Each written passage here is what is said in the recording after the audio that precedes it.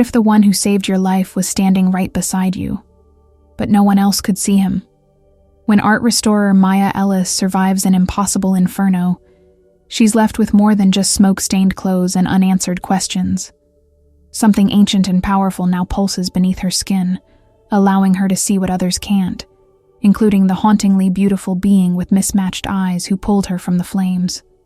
He calls himself Samael, a Nephilim condemned to eternal invisibility for defying cosmic order. As mysterious men hunt Maya for what's growing inside her, she and Samael flee through dimensional doorways hidden in damaged art. But the truth may be more terrifying than the pursuit. The energy merging with her body is transforming her into something unprecedented, something that threatens the balance between worlds, and the connection forming between them might be their salvation, or doom everyone who gets close to them. The painting was screaming. Not with sound. Maya was accustomed to silence, but with the unmistakable violence of its damage. Charred edges curled inward like fingers clawing at skin, the once vibrant oils now blackened into grotesque shadows. Only the woman's eyes remained intact, staring through centuries of grime and fresh smoke damage with an accusation. "Why didn't you save the others?" Maya Ellis pulled back her latex-gloved fingers from the canvas, a shiver traveling up her spine despite the overheated restoration lab. 3 weeks since the fire at Westlake Museum, and she still smelled smoke in her hair each night before showering. Still woke, gasping, convinced her bedroom ceiling was melting. "Just a painting," she whispered to herself, the words hanging empty in the basement laboratory where she'd isolated herself from the restoration team's pitying glances. She leaned closer to the damaged portrait, 17th century, previously attributed to a minor Dutch master, and traced the air just above the cracked surface. Something flickered at the edge of her vision, a pattern beneath the damage, revealed by fire rather than destroyed by it. "You're hiding something, aren't you?" Her specialized light revealed nothing unusual, but her fingertips tingled as they hovered over the woman's left shoulder. Maya had always sensed things in damaged art that others missed. Histories, intentions, emotions trapped in pigment and canvas. But since the fire, these impressions had intensified beyond explanation. Since the impossible rescue. The fire had erupted during final preparations for the Fallen Angels exhibition. Maya had been alone in the restoration room when the alarms failed, when smoke poured through vents, when the emergency exit door jammed, when darkness claimed her. Yet somehow she'd awakened outside on the museum lawn, gasping beneath the stars, clothes singed but body mysteriously unburned. The authorities claimed a security guard had rescued her, but security footage showed no one entering the room. No one carrying her unconscious body through flame-engulfed corridors. No one at all. Maya's fingertips brushed against the painting's surface, and the world shifted. Colors bloomed in her vision, impossible colors with no names in any human language. They twisted in the air, forming patterns that made her dizzy with their complexity. A sound like distant wings. A scent like lightning striking stone. She yanked her hand back, knocking over her tray of tools with a crash that echoed through the empty lab. "Jesus," she hissed, dropping to her knees to gather scattered brushes and scalpels. Not quite. The voice, low, resonant, impossible, came from everywhere and nowhere. Maya froze, a restoration brush clutched in her trembling hand like a pathetic weapon. "Who's there?" Her voice sounded small in the cavernous basement. No alarm had triggered. The security keypad still glowed green at the door. Silence answered, but the air felt watched. The fluorescent lights flickered. Once, twice, then steadied. Maya rose slowly, scanning the shadowed corners. "Security? Marcus, is that you?" Nothing moved, yet the air felt charged, as if moments before lightning would strike. She backed toward her workstation, hand fumbling for her phone. "You can sense me." The voice again, closer. Not threatening, surprised. "That's unexpected. Show yourself." Maya held up her phone, finger hovering over the emergency call button. A patch of air near the damaged painting rippled like heat distortion above summer asphalt. For a heartbeat, Maya glimpsed the suggestion of a figure.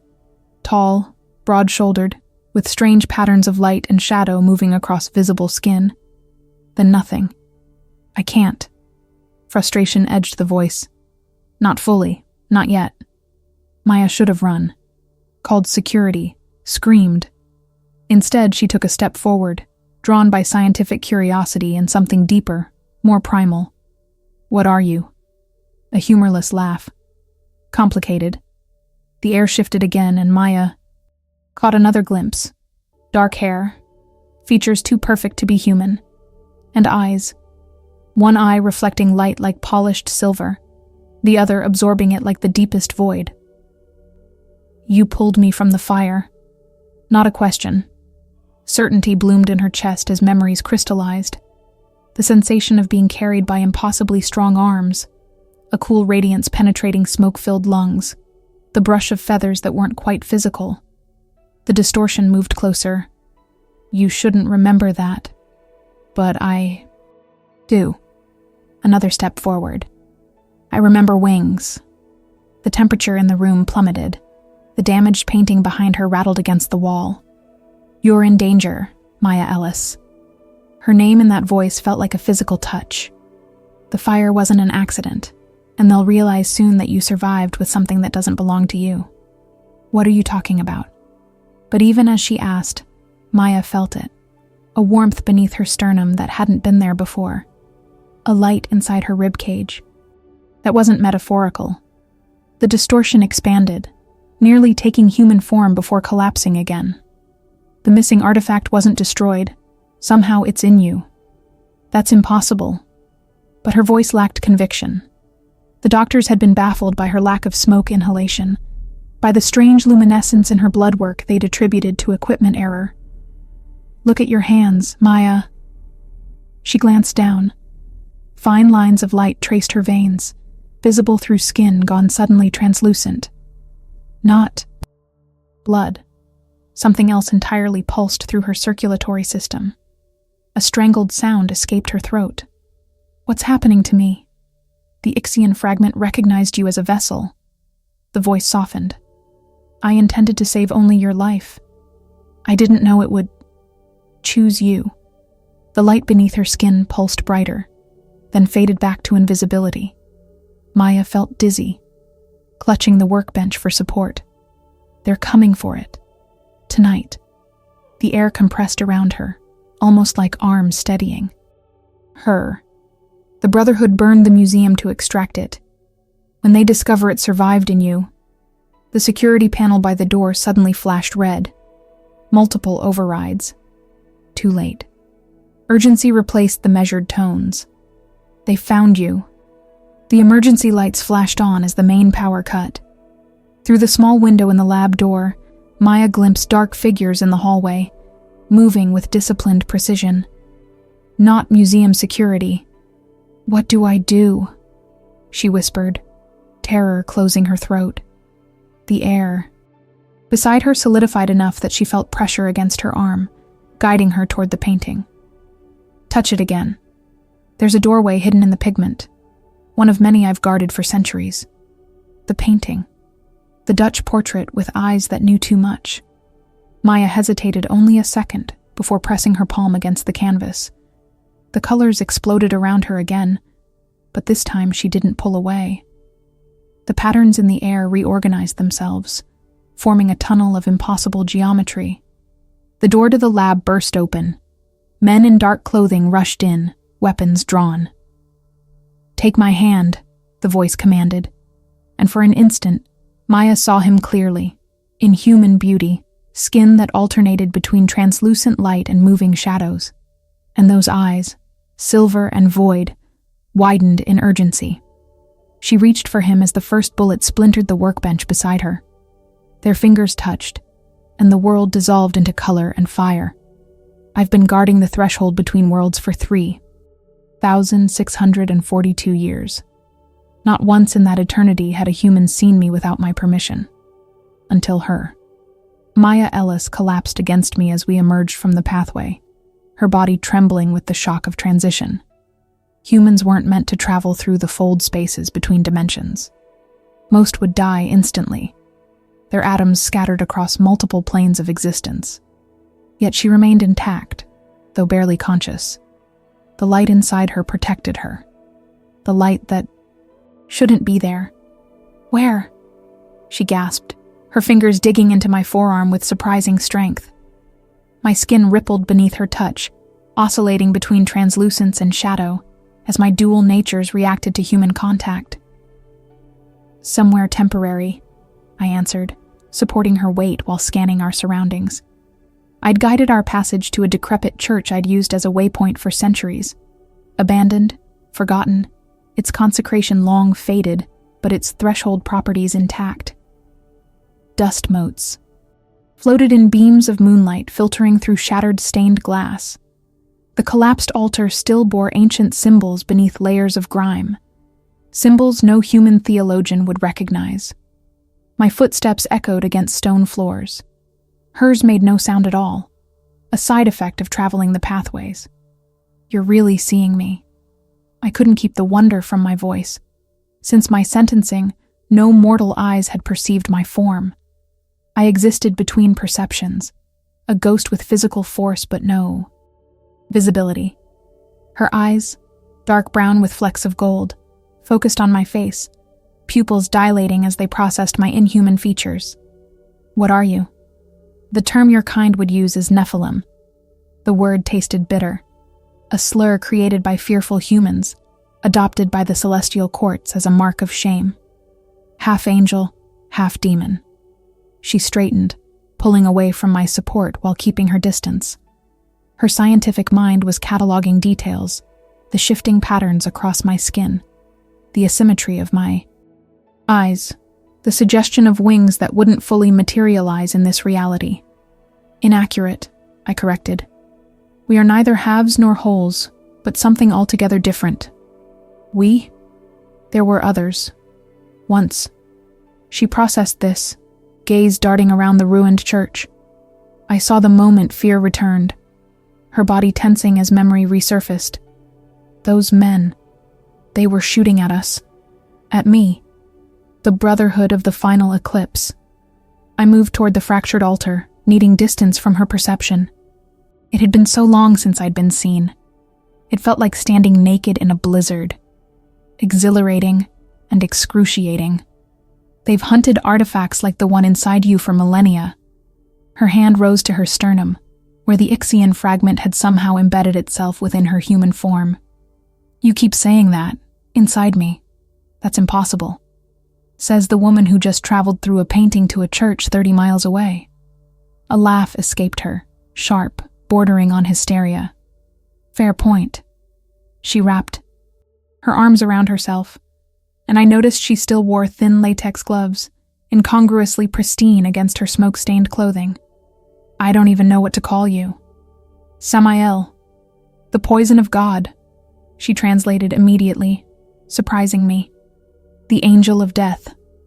You know your apocrypha. I restore religious art from 6 centuries and 4 faiths. You pick things up. Her analytical mind was adapting with remarkable speed. But that doesn't explain why I can see you when apparently nobody else can. I turned my back to her, uncomfortable with her direct gaze.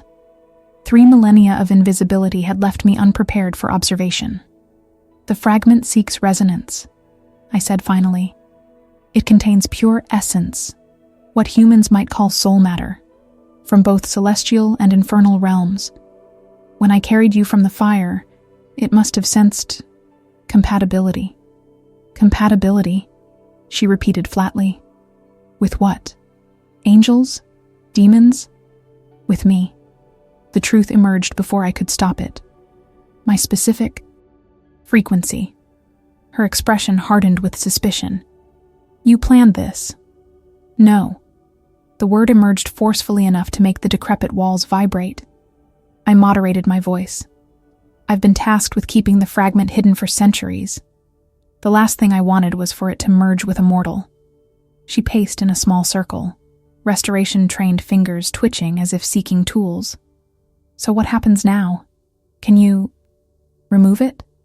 Not without killing you. I watched her absorb this with admirable composure. The fragment has integrated with your essence. It's why you can see me, why you survived the pathway. It's changing you. Into what? Fear edged her voice. I don't know. The admission cost me. This has never happened before. Maya stopped pacing, her scientist's mind visibly processing possibilities. These men, this brotherhood, what would they do if they caught me? Extract the fragment, regardless of the consequences to your life. She paled but nodded. And if they succeed? They would use it as the final component in a ritual designed to tear open permanent pathways between dimensions.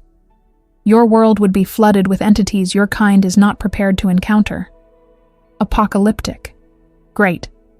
She pushed her dark hair back from her face, leaving a smudge of soot on her forehead. And why exactly can't your angel friends help with this situation? I have no friends in the celestial realms. Bitterness crept into my voice. My punishment was exile and invisibility for refusing to execute my function, which was destruction. The word hung heavy between us. I was created to end things. She studied me, and I felt the weight of being truly seen for the first time in millennia. But you refused. Once. It was enough. Moonlight shifted as clouds passed, casting half the church in deeper darkness. With my true sight, I caught movement outside, subtle distortions in the air that indicated we'd been tracked. They've found us already. I moved toward her, reaching for her arm. She flinched back. How? The fragment leaves traces when it travels. I gestured impatiently. We need to move through another threshold. Another painting? Any artwork with sufficient emotional resonance can serve as a doorway, if you know how to perceive the patterns. I pointed to the remains of a fresco on the apse wall, nearly obliterated by time and neglect. That will suffice. Her eyes narrowed. Is that why I can suddenly see patterns in damaged art? Colors that shouldn't exist? The fragment enhances perception. It's showing you what has always been there, hidden beyond human sensory limits. The broken church doors rattled, subtle but unmistakable. Someone testing locks. Maya. I held out my hand, knowing we had seconds at most. You must trust me. I don't even know what you are. Her voice was steady despite her fear. I am the one who pulled you from fire, I reminded her. I'm the only one who knows what's happening to you. And right now, I'm your only option for survival. She looked at my outstretched hand, skin shifting between glowing translucence and living shadow. Then at the deteriorating fresco. If this kills me, I'm going to haunt you for eternity, she muttered, placing her gloved hand in mine. The contact sent a shock through my system, her touch amplified by the fragment within her. For a heartbeat, I felt truly substantial, truly present in a way I hadn't since my sentencing. The front door splintered inward. Focus on the painting, I instructed, pulling her toward the fresco. See the patterns, not the image. Her eyes widened as the colors began to swirl before her enhanced perception. It's moving. The first bullet passed through the space where we'd stood a second before. The second shattered the stone beside her head. Maya gasped and pressed her hand against the decaying fresco, fingers splayed across the faded image of an archangel's wing. Reality folded around us, just as armed figures flooded the church interior. Her grip on my hand tightened as we fell through color into the void between spaces. But this time, something followed us through the threshold. Something that shouldn't have been able to perceive the doorway at all. The pathway collapsed behind us like a tunnel of shattered glass. Colors I had no names for sliced through the void, and I screamed. But no sound emerged in this place between places. Samael's hand gripped mine with bruising force as we tumbled through nothingness. Then impact. Hard, cold, real. I gasped as oxygen rushed back into my lungs, My body curled protectively on what felt like concrete. Every cell burned as if I'd been turned inside out and reassembled incorrectly. Something warm trickled from my nose. Blood, when I touched it with trembling fingers. "Don't move!" Samael's voice came from somewhere above me. "Transition shock. It will pass." I ignored him, forcing my eyes open despite the stabbing pain behind them. We were in some vast, dimly lit space. High ceilings, cavernous emptiness, air thick with dust and something else. Preservation chemicals? Museum storage? I whispered, recognizing the clinical environment of a collection facility. Metal shelving units stretched into shadows, laden with labeled artifacts in specialized packaging. Paintings lined sliding racks. Glass cases contained textiles and manuscripts. The Metropolitan's underground facility. Samael knelt beside me, his form more solid than before, the patterns of light and darkness across his skin pulsing with what looked like exertion. "One of the largest threshold concentrations in your country. How?" I tried to sit up, but vertigo slammed me back down. Artwork holds emotional resonance, memories, intentions, fears, desires. The more powerful the emotion, the stronger the threshold potential. He surveyed our surroundings with those unsettling dual eyes. This facility houses 53,000 artifacts with sufficient resonance to create doorways. That's why you were at the museum. Understanding dawned through my nausea. You guard these thresholds. I guard what might come through them. I managed to prop myself on my elbows, noticing with horror that my latex gloves had melted into my skin during transit. Peeling them away revealed fingers that glowed faintly from within, traceries of light mapping my veins. "It's getting worse," I whispered. Samael's expression remained unreadable. "The fragment is integrating further. Each threshold transition accelerates the process." "Then why did you drag me through another one?" Anger gave me strength to sit fully upright, ignoring the room's spinning. "Because something followed us through the first." His voice dropped lower, tension evident in his unnatural stillness. Something that shouldn't have been able to perceive the pathway. Fear eclipsed my anger. The Brotherhood? No.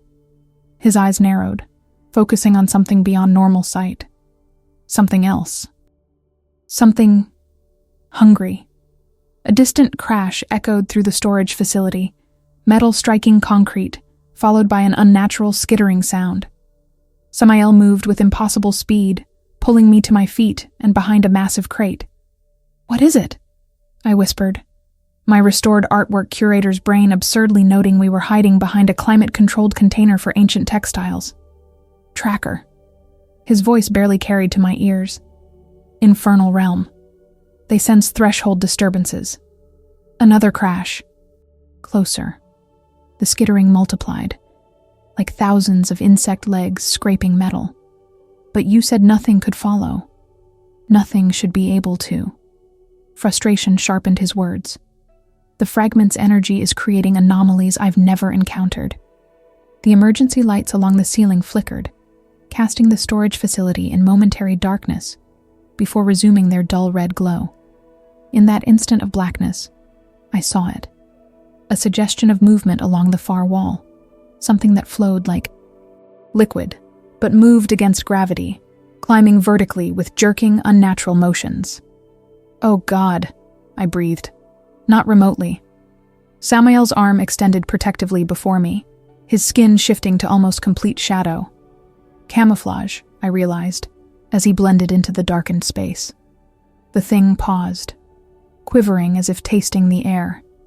It had no discernible shape, just a mass of writhing blackness that absorbed light rather than reflected it. Where it touched metal shelving, frost formed instantly. It Hunt's by Essence signature. Samael's lips barely moved. "Your fragment resonates with particular frequency. It's following that." Understanding hit me with cold clarity. "It's tracking me, not you." He didn't deny it. "Then we separate," I said, decision forming with surprising steadiness. "I'll draw it away." His hand closed around my wrist, gentle despite its strength. You wouldn't survive 30 seconds. And if we stay together, neither of us might. I met his mismatched gaze without flinching. You said you guard thresholds. There must be thousands of artifacts in danger if that thing stays here. Something shifted in his expression. Surprise, perhaps respect. There's another option. He released my wrist, reaching instead toward my face. His fingertips hovered a breath away from my temple. I can mask your signature temporarily, but it requires connection. What kind of connection? The shadows across his skin rippled with agitation. I would need to synchronize our essences, a partial merging. That sounds invasive. It is. No sugarcoating. I appreciated that. The creature slithered closer, frost spreading in its wake, temperature dropping noticeably. Will it hurt? I asked, practical despite my terror. A grim smile touched his perfect inhuman features. Intensely. Do it. His fingers made contact with my temples, and the world exploded into sensation. Every nerve ending fired simultaneously, pleasure and pain indistinguishable in their intensity. My consciousness expanded beyond physical boundaries, stretching into spaces I had no context to understand. I saw Samael, not his physical form, but his true nature. Celestial light and infernal shadow perfectly balanced, contained in a vessel that was neither human nor divine. Ancient beyond comprehension, lonely beyond endurance. And within that loneliness, a fierce burning protective instinct that had withstood millennia of isolation. Just as abruptly, I felt him inside my mind, witnessing the accumulated trivialities and significance of my 34 years. My childhood fascination with damaged things, my professional obsession with restoration, the quiet pride in bringing beauty back from destruction, the bone-deep terror that I would always remain unseen. So similar. His voice, but not in my ears, directly in my consciousness. The connection severed suddenly, leaving me gasping and disoriented. Samael stood rigid, his expression shaken, hands trembling visibly. It's done, he said, roughly. The creature had paused, its amorphous form undulating with what seemed like confusion. It began moving again, but in a different direction, away from our position, toward a collection of ancient ceramics. How long will it last? I whispered, still reeling from the intimacy of the connection. Hours, perhaps. No more. He wouldn't meet my gaze. We need to move while it's diverted. To where? It tracked us through a dimensional doorway. Is anywhere safe? Samael's expression hardened. With resolve. One place. The fragment was originally kept in a sanctuary with specific warding frequencies. If we can reach it, I might be able to extract it safely. Might. The sanctuary was designed to contain the fragment. In theory, it could separate it from your essence without killing you. In theory. I wasn't reassured. And where is this sanctuary? Rome, beneath the foundations of a church that was ancient when Romans were still worshipping Jupiter. I almost laughed at the impossibility. That's over 4,000 miles away. Distance is irrelevant through thresholds. The challenge is finding the correct pathway. He scanned the massive storage facility. We need a very specific type of artwork to create the right resonance. What type? A depiction of divine judgment, with sincere emotional impact. Preferably Italian, 15th century or earlier. My art historian's mind began cataloging possibilities. There's a Botticelli study somewhere in this collection. A precursor to his illustrations of Dante's Inferno. Samael looked at me with new interest. That would be ideal. Can you locate it? For the first time since the fire, I felt steadied by professional competence.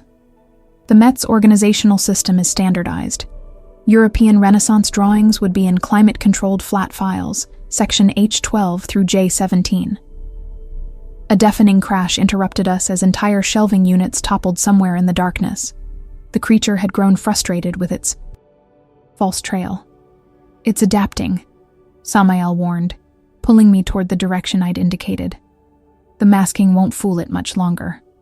We moved swiftly through the labyrinth of artifacts, my museum-trained eyes quickly orienting to the organizational markers. The storage facility was arranged like an underground city, with streets of shelving and districts of categorized collections. There, I pointed toward a bank of oversized flat file cabinets against the far wall. As we approached, I noticed with rising horror that the traceries of light beneath my skin had intensified, now visible even through my clothing. Worse, they pulsed in rhythm that matched neither my heartbeat nor any human cadence. The fragment wasn't just inside me. It was awakening. Samael noticed my distress. We're running out of time. Your physical form is reaching capacity limits. Meaning what, exactly? I hissed, helping him scan drawer labels. Meaning soon you'll either become a permanent vessel or you'll rupture. His bluntness was terrifying. Neither outcome is compatible with remaining human. The drawer containing Italian Renaissance studies slid open with a whisper of preservation materials. I quickly rifled through the carefully stored pieces, each in its own archival sleeve. My fingers tingled as they passed over one particular folder. This one. The temperature plummeted suddenly. Frost raced across the concrete floor toward us. It's coming.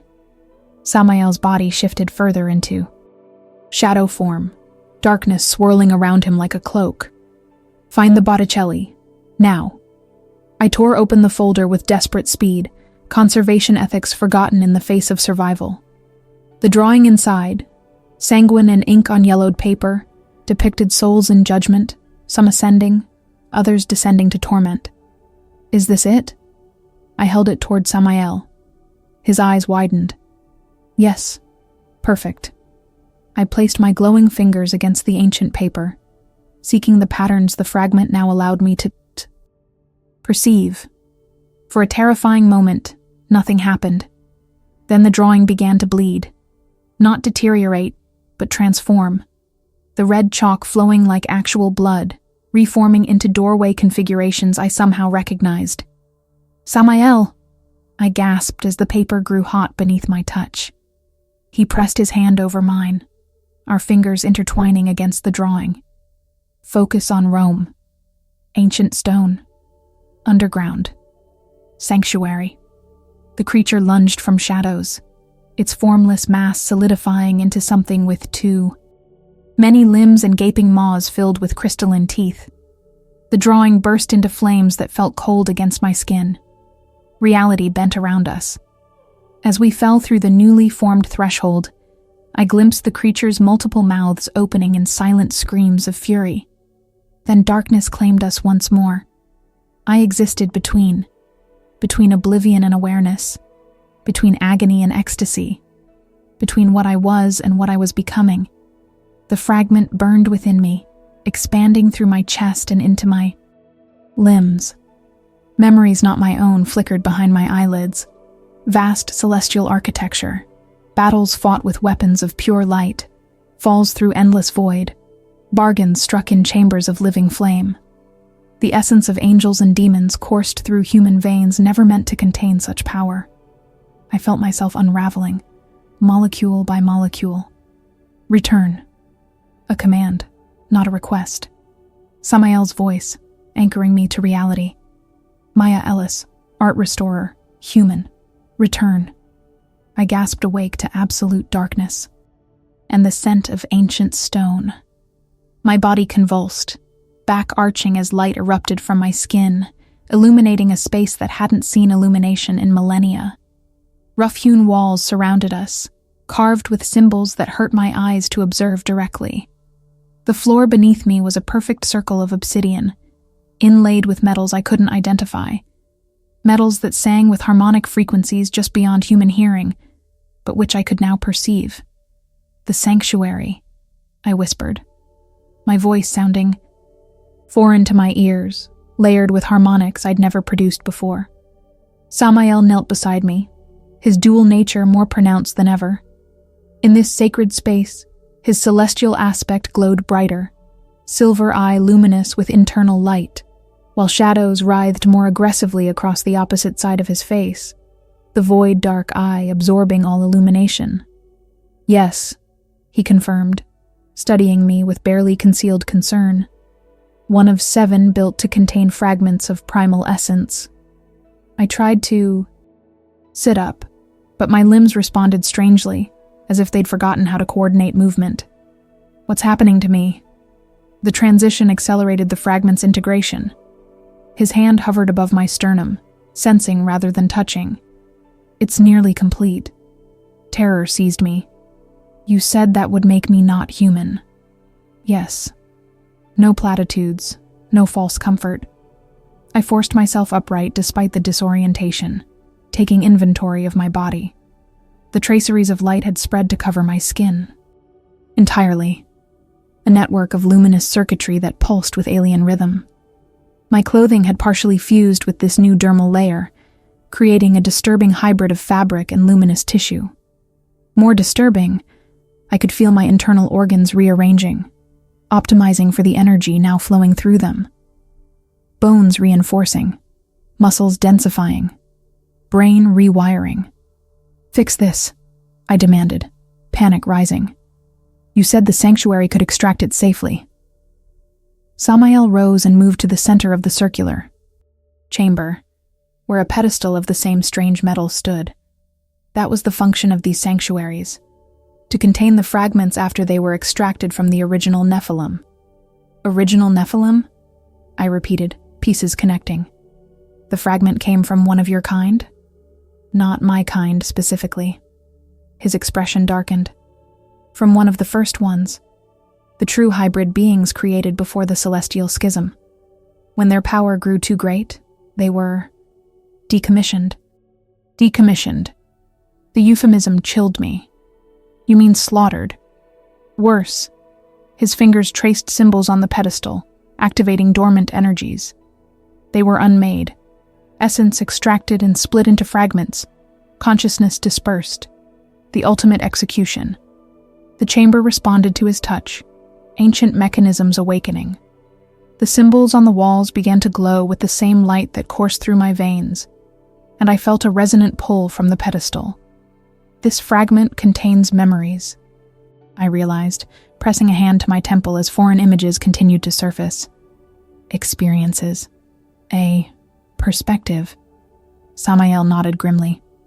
"A sliver of consciousness. The longer it remains within you, the more it merges with your own." "And the extraction? Will it take those memories with it?" A hesitation. "It should remove all non-human elements from your system." "Should." The uncertainty hung heavy between us. I stood shakily, approaching the pedestal. "What do I need to do?" "Place your hands on the center sigil. The sanctuary will recognize the fragment and begin the separation process." Simple enough. Yet I hesitated, a strange reluctance taking hold. The fragment had shown me things no human was meant to see. Dimensions beyond mortal comprehension. Beings of pure concept rather than physical form. The underlying patterns that connected all reality. "What happens to the fragment after extraction?" I asked. "It will be contained here until it can be properly destroyed." Destroyed. The eye. Word triggered a violent response from the fragment. A surge of energy that brought me to my knees, light erupting from my mouth and eyes in primal self-preservation. "It doesn't want to be destroyed," I gasped when I could speak again. "It's afraid." Samael's expression hardened. "It's not capable of fear. It's an echo, not a conscious entity." But I felt it within me. Not just energy or memory, but a distinct otherness with its own will to survive. Different from my consciousness, yet increasingly intertwined with it. "You're wrong," I said with sudden certainty. "There's something alive in here." Samael moved toward me, purpose in his stride. "The fragment is influencing your thinking. This is what it does. Corrupts perception to ensure survival." "No." I backed away, the light beneath my skin pulsing defensively. "You're not telling me everything. What really happened to the first ones? Why were they destroyed?" His jaw tightened, confirmation in his hesitation. They weren't just executed for being powerful, were they? I pressed. The fragment feeding me impressions, fragments of understanding. They were eliminated because they questioned, because they saw something in the design they weren't supposed to see. The sanctuary is degrading, he deflected, gesturing to hairline fractures appearing in the obsidian floor. Your transition is too advanced. We're running out of time. But I couldn't stop now. The fragment was communicating more clearly as integration progressed. Not in words, but in visceral impressions, emotional states, flashes of memory. They discovered something about the divine plan, I continued, the revelation crystallizing. Something that contradicted what the celestial hierarchy claimed. And for that, they were unmade. Enough! Shadows exploded around Samael, his infernal aspect momentarily dominant. You know nothing of celestial politics or divine purpose. You're a temporary vessel hosting dangerous essence that will kill you if not removed. The chamber trembled, dust falling from the ancient ceiling. Beyond the walls, something massive shifted. The weight of accumulated centuries pressing down, or perhaps something awakening. What was it? I demanded.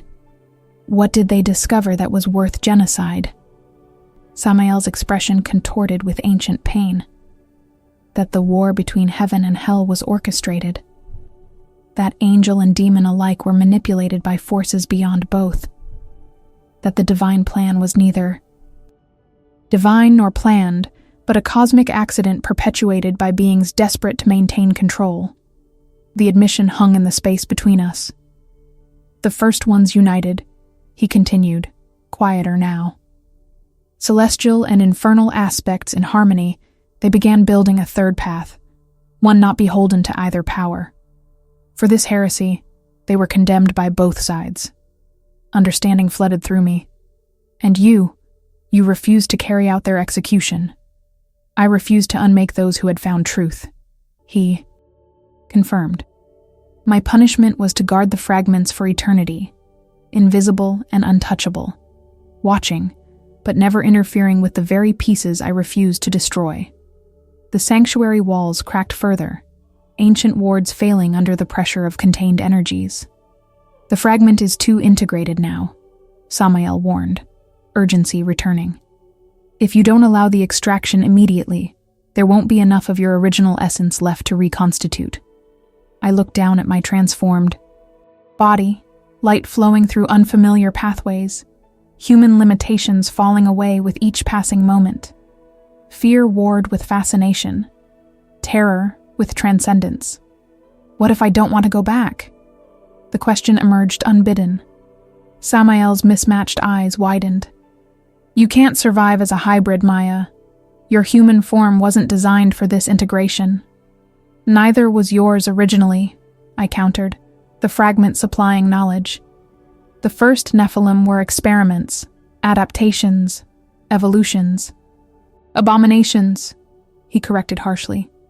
Caught between worlds, belonging nowhere, hunted by both sides. Like you. His silence was confirmation enough. A tremendous crash shook the sanctuary, chunks of ceiling collapsing around us. A familiar chittering sound echoed beyond the walls. The tracker had found us, despite crossing dimensions. We're out of time, Samael urged, gripping my shoulders. Choose, Maya. Extraction or disintegration. I stared into his ancient, weary eyes, one radiant with celestial light, one depthless with infernal shadow. Perfect balance maintained over millennia of isolation. There's a third option, I whispered, the fragment and my consciousness reaching consensus. Symbiosis. Horror crossed his features. That path leads only to madness. Another crash, walls fracturing, the tracker breaking through. Maybe for a being alone, I said, covering his hands with mine, light spilling between our fingers. But I'm not alone. I have you. I can't. You've guarded the fragments for millennia. Guide me instead. Help me adapt rather than extract. I squeezed his hands with desperate intensity. You've been alone so long, Samael. Don't you want someone who truly sees you?" Something crumbled in his expression. A wall maintained for eons, giving way to naked longing. The yearning of a being condemned to eternal isolation suddenly offered connection. The sanctuary ceiling collapsed as the tracker burst through, its amorphous form now crystallized into something with too many limbs and countless gleaming eyes. It screeched in triumph, lunging toward us. In that moment of crisis, Samael made his choice. Instead of pulling me toward the extraction pedestal, he wrapped his arms around me protectively, his dual nature enveloping us both in a cocoon of light and shadow. "Hold on," he whispered against my ear. "This will hurt." He pressed his forehead to mine, and our essences collided like galaxies merging, human, fragment, and Nephilim fusing into something reality had never witnessed. Light erupted from the point of contact, blinding even the tracker's multifaceted eyes. Reality fractured around us, not into a threshold pathway, but into something new. A pocket of existence conforming to our combined will, rather than established cosmic rules. As consciousness faded beneath overwhelming sensation, I felt Samael's mind brush against mine. "I see you, Maya Ellis. And I see you, Samael." Together we fell through the cracks between worlds. We were one and many simultaneously. Samael's consciousness enveloped mine, ancient beyond human comprehension, layers of memory stretching back to before human civilization. My mind nested within his like a smaller galaxy absorbed by a larger one, yet somehow maintaining its own distinct rotation. Through his perception, I witnessed the birth of stars, the formation of dimensional boundaries, the wars that scarred reality itself. Through mine, he rediscovered wonder, finite beauty, the sharp poignancy of limited existence. The fragment pulsed between us, no longer a foreign entity, but a bridge connecting disparate natures. Neither fully merged nor entirely separate, we existed in perfect suspension, human, Nephilim, and ancient consciousness in temporary harmony. Symbiosis is unstable. Samael's thoughts rippled through our connection. "Your human form cannot sustain this state." "Then adapt it," I answered, surrendering to the transformation without fully understanding what I proposed. "You've existed between worlds. Show me how." Cosmic vertigo seized us as reality solidified once more. We crashed into physical existence, landing hard on what felt like wooden floorboards. The impact separated us, breaking the perfect fusion of consciousness and leaving ghostly threads still connecting our minds. Pain returned with corporeality, sharp, specific, human. I gasped, lungs relearning how to process oxygen, heart struggling to find its natural rhythm after experiencing existence without physical constraint. "Maya." Samael's voice sounded different, rougher, less ethereal. "Open your eyes." I obeyed, blinking against dim light. We were in some kind of abandoned structure, a cabin or hunting lodge, rustic wooden beams supporting a slanted roof, dust motes dancing in rays of morning sunlight filtering through boarded windows. Samael knelt beside me, but something had changed. His dual nature remained evident in his mismatched eyes, but his form had solidified, no longer. Shifting between light and shadow, but settled into something more human. His skin retained subtle luminosity beneath the surface, but appeared normal at first glance. The otherworldly perfection of his features had softened into merely exceptional handsomeness. "You look different," I managed, my voice emerging as a rasp. "So do you." I glanced down at my hands, expecting the network of light that had replaced my skin. Instead, I saw normal human flesh, though when I turned my wrists, faint. Traceries of luminescence pulsed beneath the surface, like veins filled with diluted starlight instead of blood. What happened? I struggled to sit up, noticing my clothes had somehow repaired themselves, though they remained stained with smoke and grime. Emergency adaptation. Samael moved back, creating distance between us. His expression was guarded, almost wary. I've modified your physical form to accommodate the fragment without disintegration. Modified how exactly? Alarm shot. Through me. Your biological systems have been restructured at the cellular level. Your DNA recoded to support dual essence integration. Clinical detachment couldn't quite mask the wonder in his voice. It shouldn't have been possible. I pressed my hand to my chest, feeling the fragment's energy now distributed throughout my body rather than concentrated in one location. Is it permanent? Unknown. He stood and moved toward one of the boarded windows, peering through a gap in the planks. There are no precedents for what we've done. My scientific mind grasped for understanding. So I'm what? Half human, half fragment now? More complex than that. He wouldn't look at me. The fragment's essence has been filtered through my own to create a compatible interface with your humanity. You're still primarily human, but with additions. The implications slowly dawned. You gave part of yourself to save me. His shoulders tensed. It was necessary for the adaptation to succeed. Not just necessary. Sacrificial. I could feel it through the lingering threads of our connection. The piece of himself he'd surrendered to bridge incompatible essences. A literal giving of self. Where are we? I asked, changing subjects to ease his obvious discomfort with my gratitude. Adirondack Mountains, approximately 150 miles north of New York City. He continued scanning the surroundings through the gap. This shelter exists at a weak point between dimensional boundaries, easier to access through impromptu thresholds. I tested my legs, finding them unexpectedly steady as I stood. My body felt simultaneously lighter and more solid, as if better anchored to reality while less constrained by its laws. The tracker? Lost during transition. A faint smile touched his lips. The pocket dimension we created temporarily confused its tracking abilities. It will recalibrate eventually, but we have hours, perhaps a day. And the Brotherhood? His expression darkened.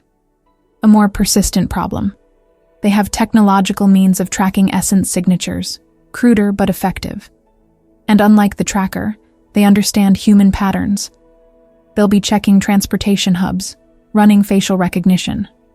So we're fugitives. The reality of my situation hit fully.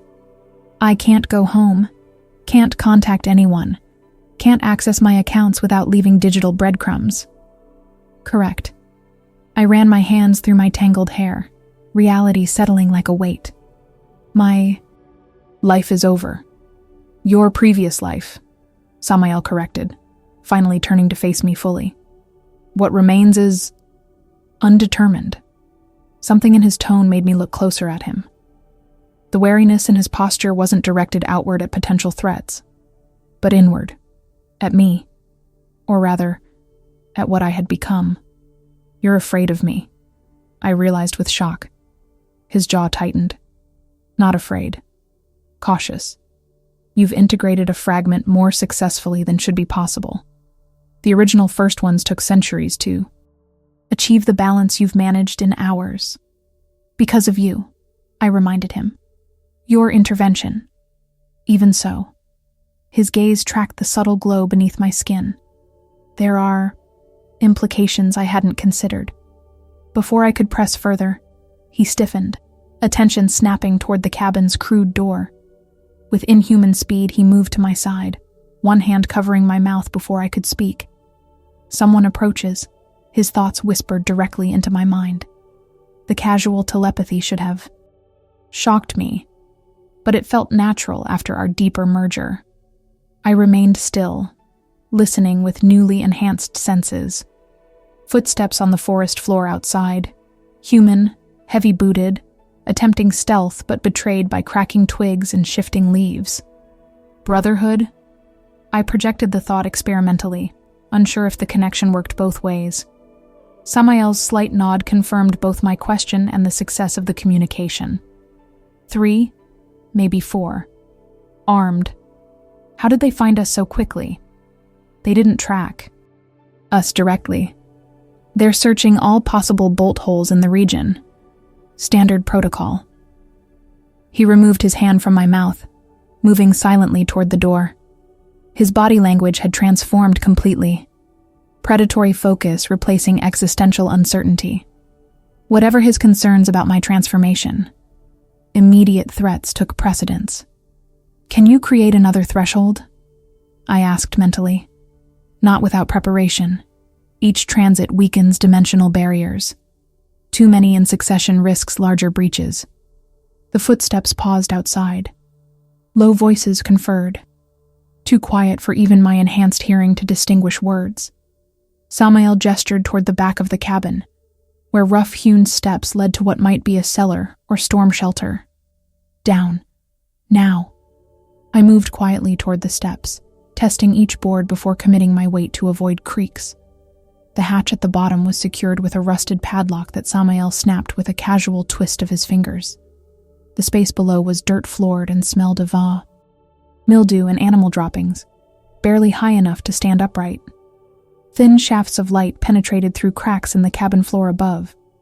"Stay here," Samael commanded, turning to head back up.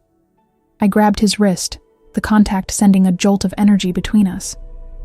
"What are you going to do?" His expression was chillingly neutral. "Eliminate the threat." Horror surged through me. "You mean kill them?"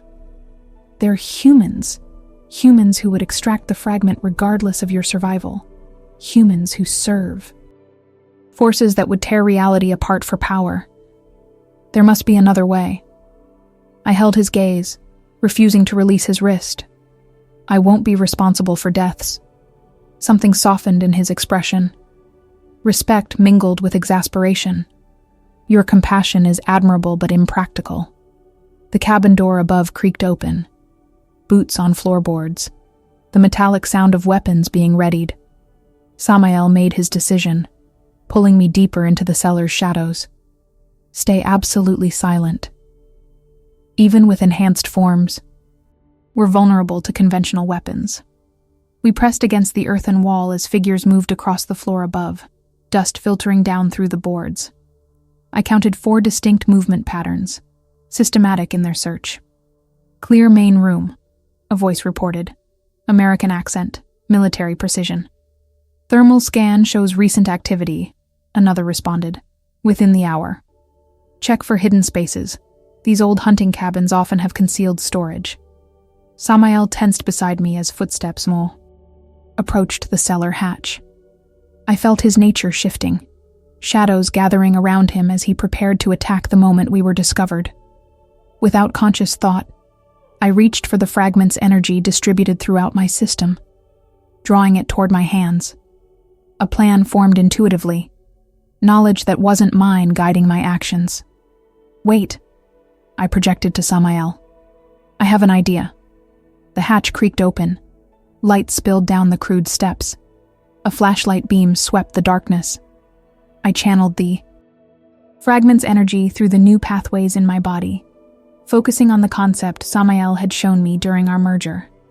Perception alteration, the ability to exist slightly out of phase with normal reality. The Brotherhood operative descended 3 steps, weapon ready, flashlight illuminating the space where we stood, and looked directly through us, seeing only an empty cellar. His light passed over us twice more before he called up. "Clear below. Just rats and spiders." Samael's shock rippled through our connection as the hatch closed, leaving us once more in dimness. "How?" he began. "I borrowed your trick," I explained, the effort of maintaining the perceptual shift draining my reserves rapidly. "Shifted us just slightly out of phase, enough that light still interacts with us, but human perception filters us out automatically." Wonder replaced shock in his expression. "That technique took me centuries to master." "I had a good teacher," I replied, offering a shaky smile as I released the high energy, our forms sliding back into normal perceptual alignment. Boots stomped overhead for several more minutes before the cabin door slammed closed. We waited in tense silence until the sounds of departure faded into forest ambience. Samael studied me with new intensity.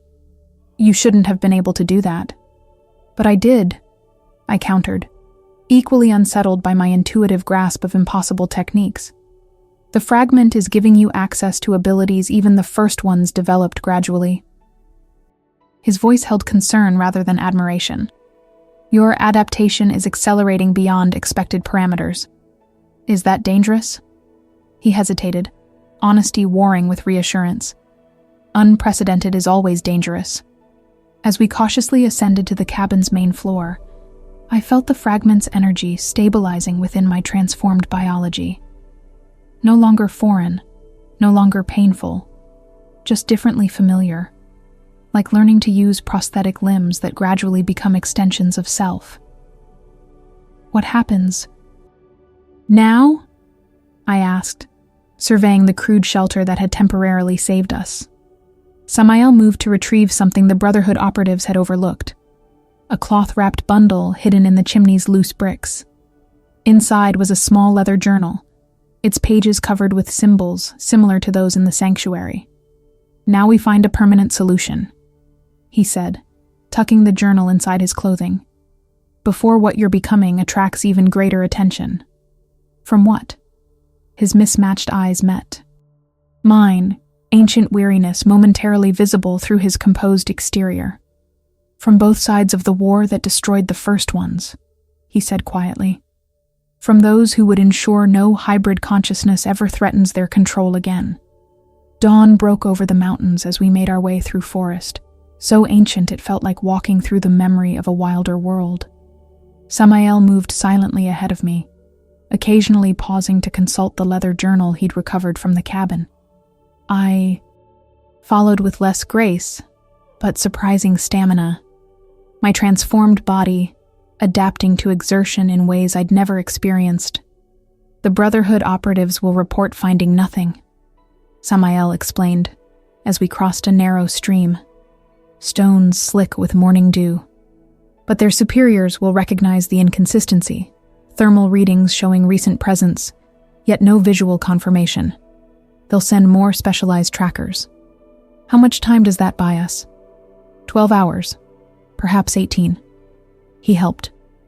Me up a steep embankment, his touch careful, controlled. Since our partial merger, he'd maintained physical distance when possible, as if proximity itself were dangerous. And this is taking us where, exactly? I gestured toward our wilderness trek. There's a threshold junction in these mountains, a natural convergence of dimensional boundaries where pathways form without artificial catalysts like artwork. He tapped the journal. This contains coordinates and preparation rituals recorded by Almei. First one before their unmaking. My interest sparked. You knew this journal was hidden in that cabin? I've established caches across centuries. Something like embarrassment crossed his features. Paranoia is a survival trait when you're hunted for millennia. We walked in silence for several minutes, the morning mist creating ethereal patterns between ancient trees. Birds called in complex melodies overhead, and occasionally small animals scurried across our path, pausing to regard us with unnatural attention before disappearing into underbrush.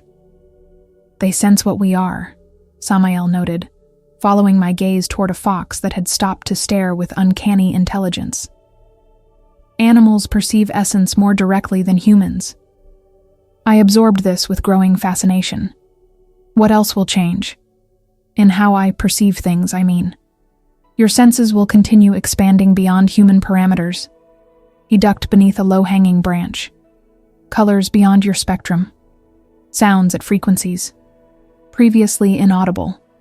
Eventually, you'll begin perceiving intentional energies, emotions, thoughts, desires, as tangible patterns in the air around living beings. I'm already seeing something like that with you, I admitted. A kind of atmospheric shift when your mood changes. He paused mid-stride, turning to study me with intensity. Show me. I concentrated, focusing on the space surrounding him.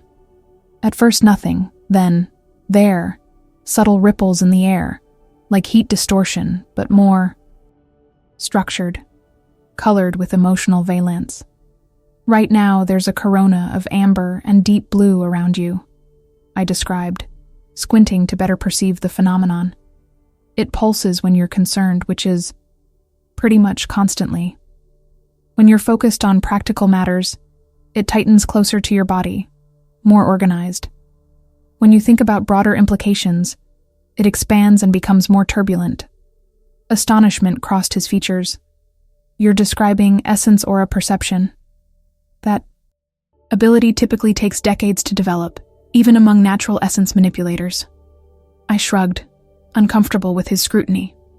Maybe I'm just highly motivated. Or maybe... He cut himself off, turning abruptly to continue walking. Maybe what? I hurried to catch up. Maybe your integration isn't merely successful, but unprecedented. His pace increased, forcing me to jog to maintain position. The fragment isn't just accommodating your human form, it's actively accelerating your evolution. The implication hung between us, as we crested a rocky ridge, revealing a valley below shrouded in mist that behaved unnaturally, swirling in geometric patterns, maintaining sharp boundaries impossible for natural fog. The junction, Samael confirmed, gesturing toward the phenomenon. We'll need to reach its center by midday, when dimensional barriers thin naturally. We began our descent into the valley, the air growing noticeably charged as we approached the mist boundary. The fragment within. Me responded to the environmental energy, light beneath my skin, brightening visibly, even in daylight. What exactly are we hoping to find through this junction? I asked, the question I'd been avoiding since our escape from the Brotherhood. Samael hesitated before answering. The sanctuary in Rome was one of 7 constructed to contain fragments. All have likely been compromised over millennia, but the first ones created an 8th location, one hidden from both celestial and infernal. Hierarchies. A safe haven? More than that. His voice lowered, as if concerned about being overheard in this wilderness. A place where they conducted their final work before the purge, where they nearly succeeded in creating a third path, a reality independent of the binary cosmic structure. Hope flared within me. And you believe we can find this place? The journal contains directions to access the junction pathway. Beyond that, he shook his head. No one has accessed this location in thousands of years. It may no longer exist. We reached the edge of the mist, which revealed its true nature up close. Not water vapor, but suspended particles of pure energy, each tiny mote containing refracted realities, like looking through thousands of miniature dimensional windows simultaneously. Don't breathe too deeply, Samael cautioned. Junction essence can overwhelm unaccustomed systems. I nodded, then stepped forward into the swirling energy field. Sensation assaulted me. Immediately, tastes of places I'd never visited, sounds from civilizations long extinct, sense of alien atmospheres, the rough texture of stone from mountains that existed only in parallel dimensions. My mind struggled to process the informational overload. Samael grasped my elbow to steady me, the contact sending a surge of stabilizing energy through our connection. Focus on me, he instructed. Use my presence as an anchor. I latched onto his essence signature, now familiar after our merger, using it as a fixed point in the chaos of competing realities. Gradually, the sensory assault receded to manageable levels. We moved deeper into the mist, following invisible currents that Samael navigated with practiced confidence. The journal remained open in his hand, its symbols occasionally glowing in response to our location. The first ones discovered that reality is neither divinely ordained nor randomly emergent, Samael explained as we walked, his voice helping maintain my focus.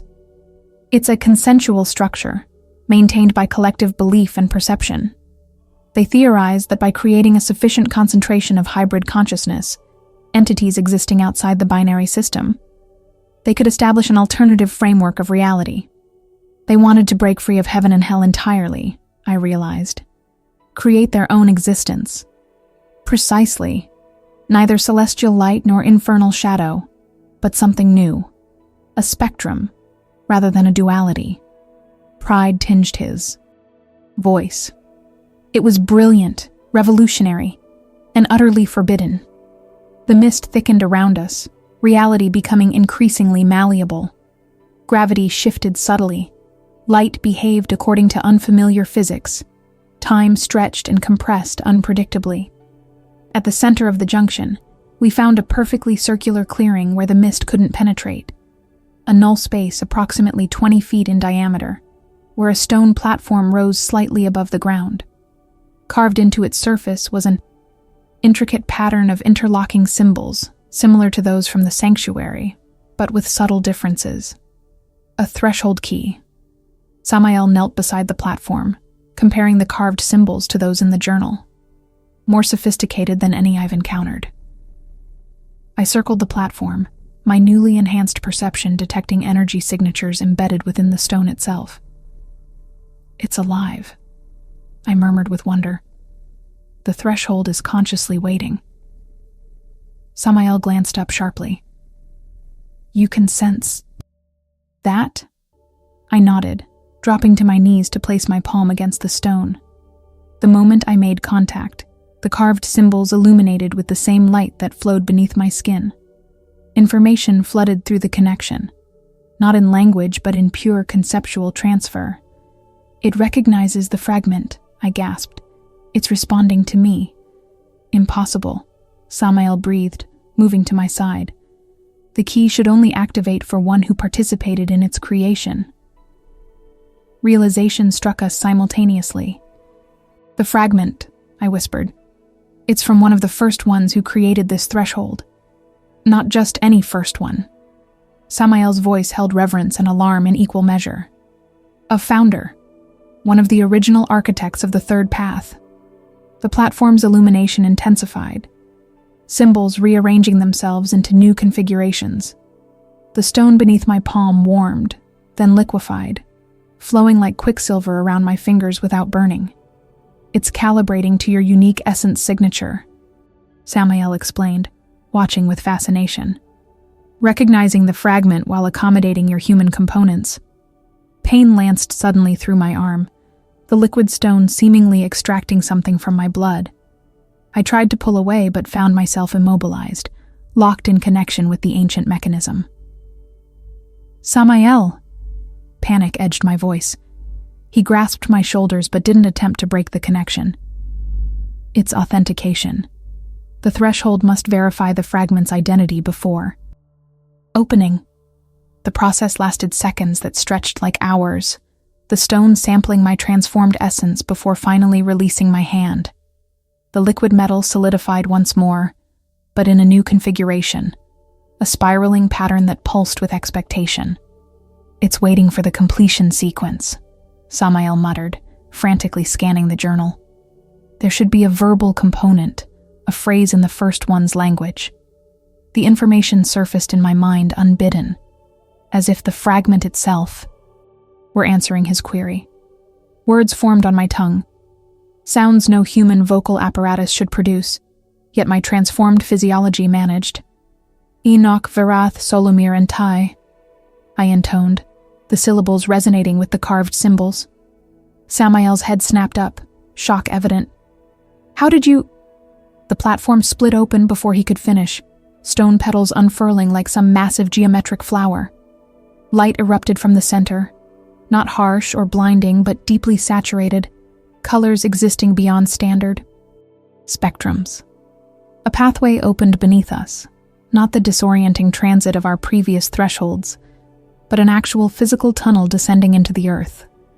Its walls were lined with the same liquid metal that had sampled my blood, now pulsing with rhythmic illumination.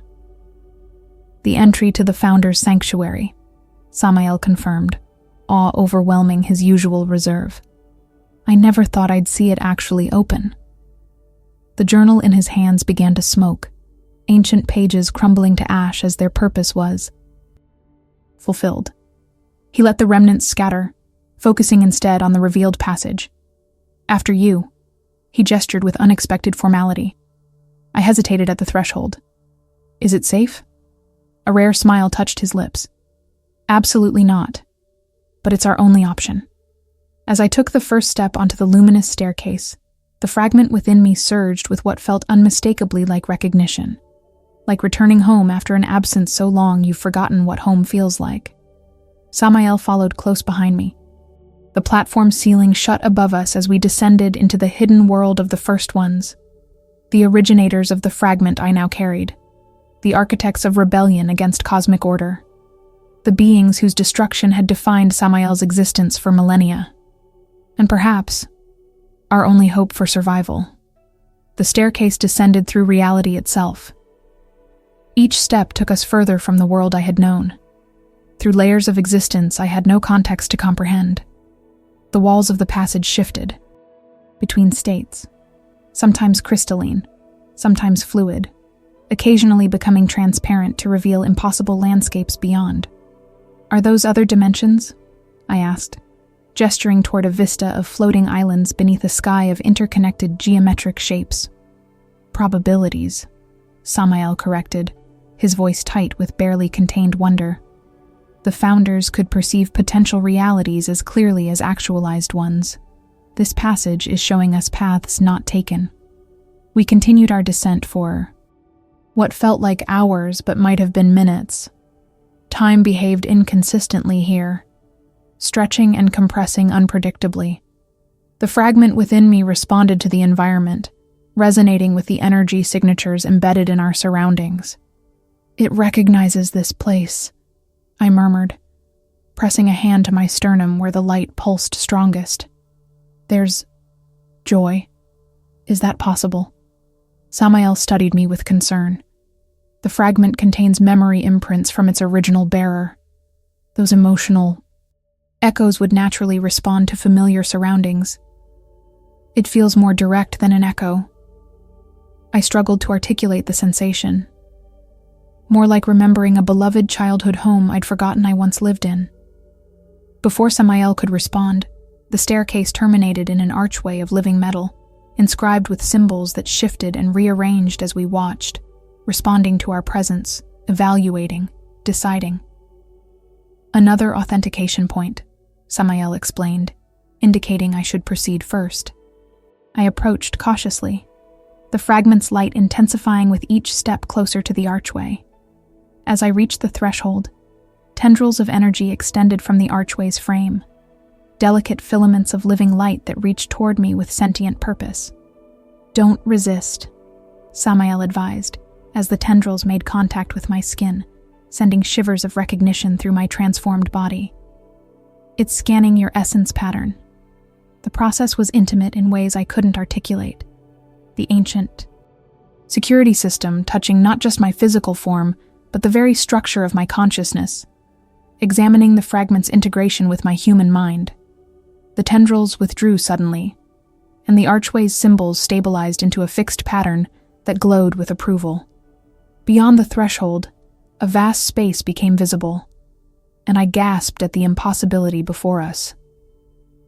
We entered what appeared to be a cathedral-sized chamber suspended in void. No visible support structure, no walls, just a perfect, circular platform floating in endless nothingness, studded with distant stars and nebulae. At the chamber's center stood a cluster of 9 crystalline columns arranged in a non-linear pattern that somehow felt mathematically significant. "The workshop of the founders," Samael breathed, his composure finally breaking as he stepped into the space. I never believed it actually existed. I followed him onto the platform, drawn to the crystal columns that pulsed with internal light, each a different color, yet harmonizing in patterns too complex for my mind to fully process.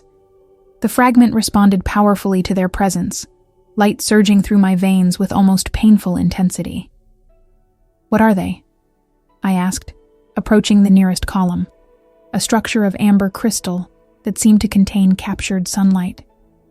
"Essence repositories," Samael explained, moving between the columns with reverent caution, each containing the distilled knowledge and experience of one founder, preserved against their destruction.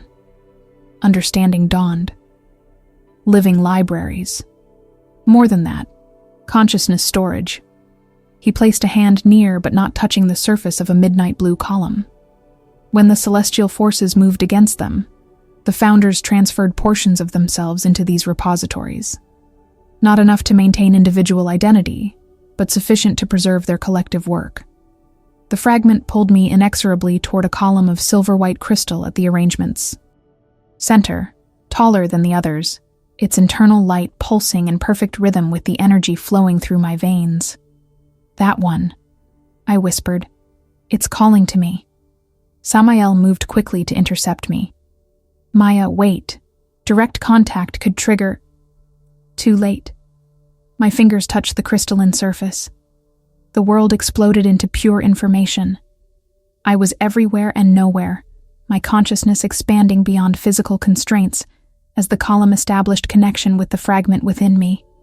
Memories cascaded through my mind, not just images or sensations, but complete experiential transfers spanning thousands of years. I witnessed the birth of the first ones, celestial and infernal essences deliberately combined by forces seeking to understand their own nature through contrast. I felt their awakening to self-awareness, their growing comprehension that they existed in a system of false binaries, their gradual rebellion against predetermined purpose. I experienced their discovery of the third path, the realization that reality itself was malleable, that consciousness shaped existence rather than merely inhabiting it. I shared their exhilaration as they began constructing a new framework for being, neither light nor shadow, but infinite spectrum. And I suffered their betrayal, the moment both celestial and infernal hierarchies united against their creation, the systematic hunting and unmaking of their kind, the desperate final attempt to preserve their knowledge through fragmentation and concealment. Through it all ran a single consciousness, the original bearer of my fragment, a founder named Azazel, whose essence had been divided into 7 parts and scattered across dimensional sanctuaries. "I've found you." A voice that was mine and not mine whispered through the connection. "After so long, a suitable vessel has returned." Reality snapped back into focus as Samael physically pulled me away from the column, breaking the connection. I collapsed against him, overwhelmed by the informational download. "Foolish," he hissed, though his arms supported me gently. "Direct interface could have overwritten your consciousness entirely." "It wasn't trying to overwrite," I gasped, struggling to integrate what I'd experienced. "It was recognizing, completing." His expression darkened with alarm. "What do you mean, completing?" I straightened, newfound knowledge organizing itself within my mind with unnatural efficiency. The fragment I carry belonged to Azazel, the chief architect of the third path. It was never meant to remain fragmented eternally, only until a compatible vessel could reunite the pieces. Samael released me, creating distance as he processed this revelation. "You're saying the fragments were designed to find hosts and reconstitute eventually?" "Not just any hosts." The words came from knowledge not my own, yet now integrated with my consciousness. Vessels with specific resonance patterns. Humans whose consciousness could adapt to hybrid essence without disintegration. Impossible. His voice sharpened. No human could withstand complete reconstitution of a founder's essence. The energy requirements alone would be provided by the workshop itself, I finished, gesturing to our surroundings. This place wasn't just for research. It was designed as a restoration point, a safe location where fragments could eventually reunite within chosen vessels. Horror and wonder battled across Samael's features as implications cascaded. "You're saying this was their contingency plan? Not just preservation, but resurrection through human hosts?" "Not exactly resurrection." I struggled to articulate concepts barely translatable to human language. Synthesis. New beings incorporating both founder knowledge and human perspective. Not replacement, but evolution. The crystal columns pulsed in synchronized rhythm, responding to our conversation. The platform beneath us hummed with activating systems dormant for millennia. "It's waking up," Samael realized, scanning our surroundings with growing alarm. Your contact with the column has initiated some kind of sequence. The star field surrounding the platform shifted, patterns emerging in the cosmic backdrop. What I'd taken for random stars resolved into an enormous projection, a map of reality itself, with glowing points marking locations across dimensions and planes. Fragment locations, I whispered, understanding intuitively. The workshop is showing us where the other 6 pieces of Azazel's essence are hidden. Samael approached the projection cautiously, studying the marked points. These aren't the sanctuaries I know. They're scattered across dimensions I've never accessed. By design. I joined him, newfound knowledge guiding my interpretation.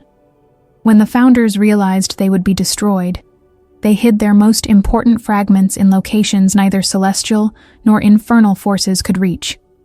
One point on the projection pulsed, more urgently than others. A location surprisingly close in dimensional terms. That one's nearby, I noted, pointing to the indicator. Almost in parallel with our original dimension. Too convenient. Suspicion edged Samael's voice. This feels like manipulation. A tremor ran through the platform, subtle but unmistakable. The column's light patterns accelerated, communicating in some silent language. Something's wrong, Samael muttered, scanning our surroundings with heightened alertness. The workshop is reacting to an external stimulus. Another tremor, stronger this time. The starfield projection flickered momentarily. We're not alone, I realized, the fragment within me responding defensively to an approaching threat. Something's breaching the workshop's dimensional barriers. Samael grasped my arm, pulling me toward the center of the platform. The tracker. It must have followed our essence trail through the junction. That should be impossible, I protested. The threshold authenticated specifically to my fragment. Unless it's not tracking you anymore. His expression hardened. Unless it's tracking something far more significant it sensed at the sanctuary. Understanding hit with cold certainty. The founders. It detected the trace signatures of original First Ones and reported to its masters. The starfield surrounding the platform rippled violently, dimensional barriers straining against external pressure. The crystal columns flared defensively, energy shields manifesting around the workshop's perimeter. We need to leave, Samael urged, scanning the platform for escape routes. Whatever's coming, we can't face it here. I shook my head, certainty flowing from knowledge not entirely my own. This is the only safe place.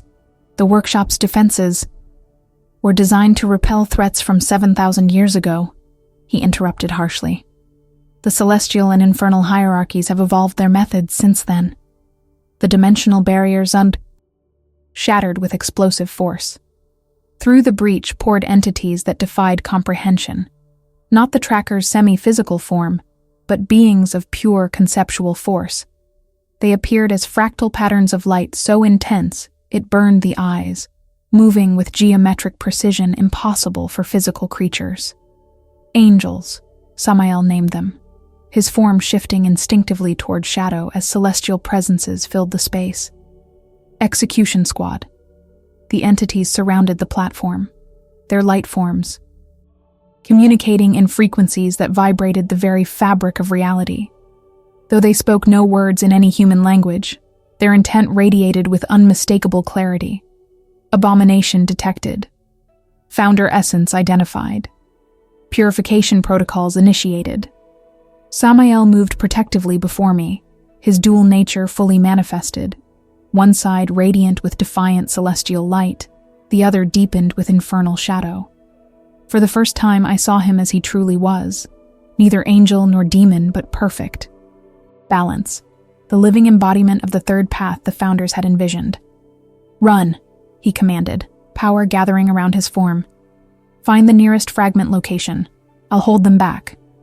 I won't leave you, I insisted, the fragment's light blazing through my skin as my own protective instincts surged. This isn't a discussion. His voice carried absolute authority. They want the fragment.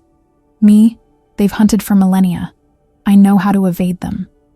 The angels contracted their formation, geometric patterns realigning for attack. The workshop's defenses responded, columns projecting shields of iridescent energy. "The map," Samael insisted, nodding toward the projection still visible through the chaos. "Memorize the location of the nearest fragment. Focus on it. The workshop will respond to your intention." I glanced at the pulsing indicator, fixing its dimensional coordinates in my mind as instructed. Immediately, a pathway began forming near my position, a tunnel of focused reality leading toward the location. "How will I find you again?" I asked, backing toward the escape route as the angels began their assault, lances of concentrated light striking the workshop's shields with reality-warping force. Samael smiled grimly, his form expanding as he prepared to engage the celestial squad. "We're connected now. Part of me exists within you. Follow that thread when you're safe." The angels broke through the outer defensive perimeter, their light scorching the platform's edge. Samael launched himself toward them, his hybrid nature manifesting weapons of both light and shadow. The collision released energy that would have vaporized normal matter. "Go!" he shouted as he engaged 3 angels simultaneously, his millennia of experience evident in his precise, devastating counterattacks. I backed into the pathway, the workshop responding to my essence signature by sealing the route behind me, protecting me from the celestial onslaught. The last thing I saw before dimensional walls closed was Samael surrounded by angelic forms, fighting with the desperate fury of one who had nothing left to lose. And perhaps, for the first time in his endless existence, something precious to protect. The pathway between dimensions felt different from our previous transitions, more structured, less chaotic. I moved through a tunnel of crystalline reality, each facet reflecting moments of possibility. Versions of myself that might have existed had choices been different, had circumstances aligned otherwise. The fragment within me guided my passage, resonating with the workshop's ancient technology that had created this escape route. I tried not to think about Samael facing the angelic execution squad alone. The connection between us remained, a gossamer thread of consciousness binding us across dimensional barriers. But it had thinned to near imperceptibility. Whether from distance or his condition, I couldn't tell.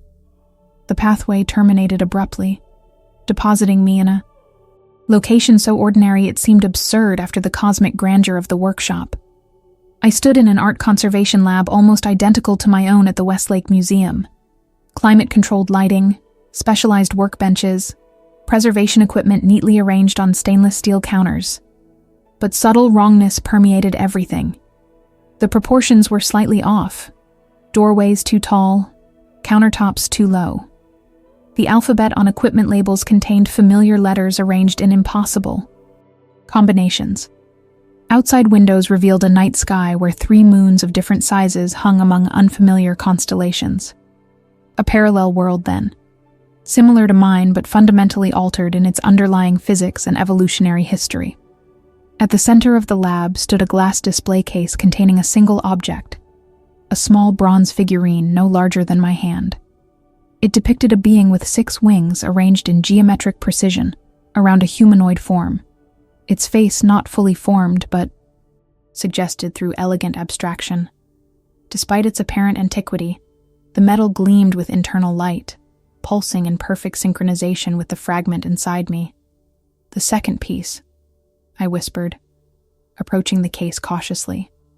No security systems activated at my presence. No alarms sounded.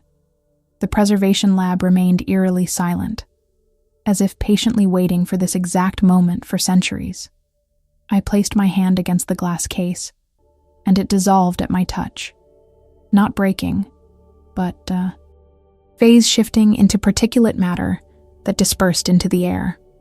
The figurine remained suspended in place, now hovering without visible support. Knowledge flowed unbidden from the fragment. Instructions, warnings, procedures for safely absorbing another piece of founder essence. The process would be dangerous, potentially fatal without proper preparation. The original fragments had been designed for eventual reunification, but my human physiology remained a limiting factor despite Samael's modifications to my biological systems. Samael. The connection between us flickered weakly, like a candle flame in strong wind. I reached along our bond, seeking him across dimensional barriers, but found only distant resonance. He lived, but barely registered. My choice crystallized with unexpected clarity.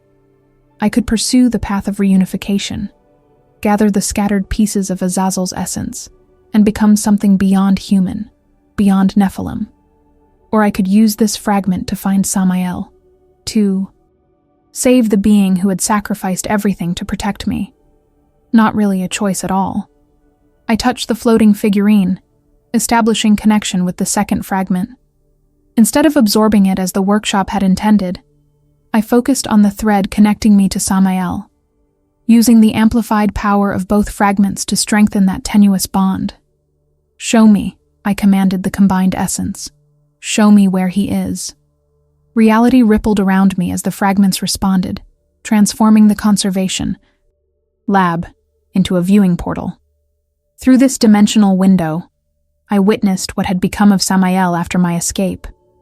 The angelic squad had overwhelmed him despite his extraordinary power and experience. They had dragged him not to celestial courts for judgment, but to a prison dimension, a pocket reality specifically designed to contain hybrid entities. There he hung suspended in crystalline bonds, his dual nature forcibly separated into component parts, causing him exquisite, continuous agony. Through our connection, I felt echoes of his suffering, the unbearable wrongness of having one's integrated self torn into opposing aspects. Yet even in this torture, he maintained his core identity through sheer force of will developed over millennia of isolation. The viewing portal showed something else. The angels hadn't simply imprisoned Samael. They were systematically extracting information, searching his memories for confirmation of what they feared most: the resurrection of Founder.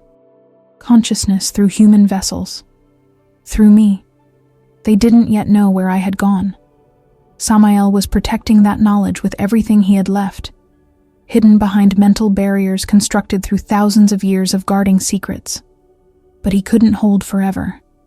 The second fragment pulsed in my hand, offering power without integration. A temporary solution that would grant me access to greater abilities without the permanent transformation of full absorption. A dangerous compromise, but the only viable option. "I accept," I whispered, focusing my intention on the bronze figurine. It liquefied instantly, flowing up my arm like living mercury, not merging with my transformed biology, but creating a secondary network alongside it. Power flooded my system, raw, chaotic potential that threatened to overwhelm my consciousness. I directed this power toward a single purpose: creating a pathway to Samael's prison dimension. The lab around me destabilized as reality responded to my augmented will, walls dissolving into constituent particles, floor becoming permeable. A new threshold formed, rough, unrefined, dangerous in its impromptu construction, but functional. Without hesitation, I stepped through. The prison dimension assaulted my senses immediately. A place of wrong angles and contradictory physics designed to disorient and weaken captives. The atmosphere itself rejected hybrid entities, creating pressure that would normally force separation of dual natures. The borrowed power of the second fragment protected me partially, creating a buffer zone around my body. I moved through the hostile environment, following the strengthened connection to Samael. I found him suspended between 6 crystalline pylons, his form forcibly bifurcated, celestial aspect pulled toward 3 pylons, infernal toward the others. His mismatched eyes registered shock as I approached, then transformed to horror. "Impossible," he gasped, voice distorted by the dimensional acoustics. "You can't be here. They'll sense you." "They already have," I confirmed, feeling the dimension shifting around us as angelic guardians registered the intrusion. "We don't have much time." His gaze focused on the network of secondary light flowing beneath my skin, the temporary power of the second fragment. You found it, but you didn't integrate. Integration would have taken too long. I reached for the crystalline bonds restraining him, my augmented hands passing through supposedly impenetrable material. I needed to find you first. Alarm contorted his features. Maya, stop. Temporary channeling is dangerously unstable. You could die? I smiled grimly, continuing to dismantle his bonds. Or I could save the one person in all existence who truly sees me. The prison dimension trembled as angelic wardens converged on our location. I worked faster, dissolving connection points between the pylons and Samael's separated aspects. They're coming, he warned unnecessarily, struggling to reform his dual nature as constraints weakened. You need to leave. Not without you. I broke the final restraint, catching his weakened form as he collapsed. I didn't cross dimensions to leave empty-handed. Holding him upright, I focused on the unstable power coursing through my system, directing it toward opening another threshold, not to the parallel world I'd just left, but toward home, our original reality. It won't work, Samael whispered, his dual aspects struggling to reintegrate after forced separation. They've locked this dimension. Nothing escapes. Watch me. I channeled everything the fragments had taught me about reality's malleable nature, about the power of consciousness to shape existence, rather than simply inhabit it. The borrowed power responded, tearing a ragged hole in the prison dimension's fabric. Angelic guardians materialized around us, beings of pure geometric light, weapons formed of conceptual force rather than physical matter. They moved, with perfect coordination to seal the breach I'd created. Too late. I pulled Samael through the threshold, the raw power of the second fragment beginning to destabilize within my system. The crossing between dimensions was violent, uncontrolled, nothing like the elegant transitions we'd experienced through artwork or the workshop's pathways. We crashed back into our original reality, landing hard on familiar ground, the scorched restoration lab at Westlake Museum, where our journey had begun mere days and lifetimes ago. The temporary power of the second fragment dissipated rapidly, the bronze figurine reforming in my hand before clattering to the floor. Without its augmentation, exhaustion claimed me instantly. I collapsed beside Samael, who looked barely more substantial than when I'd first perceived him, his form flickering between visibility and translucence as his damaged essence struggled to stabilize. You shouldn't have come for me, he murmured, reaching with trembling fingers to touch my face. The path of the fragments was never my path, I interrupted, covering his hand with mine. I didn't ask for this transformation, but I won't be manipulated by ancient plans or cosmic hierarchies. I choose my own way forward. A smile touched his lips, perhaps the first genuine one I'd seen. Defiance, the true legacy of the first ones. The figurine on the floor pulsed with invitation, its power temporarily spent, but still containing the essence fragment of Azazel. As the workshop's map remained burned in my memory. 5 more pieces scattered across dimensions, waiting to be unified. What now? Samael asked, his voice stronger as his dual nature gradually reintegrated. The angels will regroup. The Brotherhood still hunts the fragment. We've merely bought time, not victory. I looked around the familiar lab where I'd spent years restoring damaged beauty, finding meaning in reconstruction and renewal. The parallels to our current situation weren't lost on me. Now, we adapt, I said, carefully retrieving the bronze figurine. I won't be the vessel for some ancient being's resurrection, but I won't reject the knowledge the fragment offers either. There's a middle path. The third path, Samael murmured, recognition dawning. Exactly. I helped him to his feet, both of us leaning on each other for support. Not celestial or infernal, not even the Founder's original vision. Something new, our own creation. Through the lab windows, dawnlight began filtering into the room, illuminating the damaged painting that had started our journey.